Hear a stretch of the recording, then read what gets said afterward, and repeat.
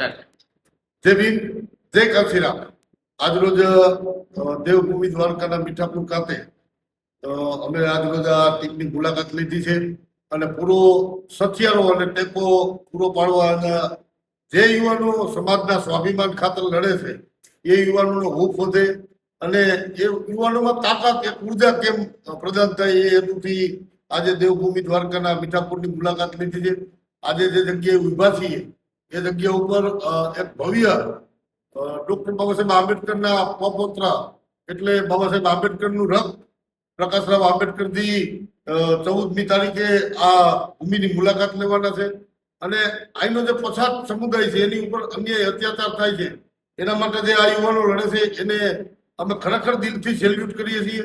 કારણ કે સમાજ અને આપણું સ્વાભિમાનથી મોટી બીજી કોઈ ચીજ નથી. તો હું ગુજરાતભરના તમામ ભીમ સૈનિકોને અને દ્વારકા જિલ્લા, જામનગર જિલ્લા, પોરબંદર જિલ્લાના સમસ્ત અનુસૂચિત જાતિ સમાજના ભાઈઓ બહેનોને એક આહવાન કરું છું, હાકલ કરું છું કે આપણી ખુમારી માટે, આપણા સ્વાભિમાન ખાતર, આપણા એમ કહેવાય કે જે આપણા હક અધિકારો આપ્યા છે એની આવનારી પેઢી માટે જો સુનિશ્ચિત કરવા હોય, આવનારી પેઢીને સુરક્ષિત રાખવી હોય તો આજે આ લડાઈ જરૂરી છે. આ લડાઈ એટલે કોઈ બીજી લડાઈ નહીં પણ સ્વાભિમાનની લડાઈ છે જે આપણા મહાપુરુષોએ આપણે એના બલિદાનથી આપણે આપી છે.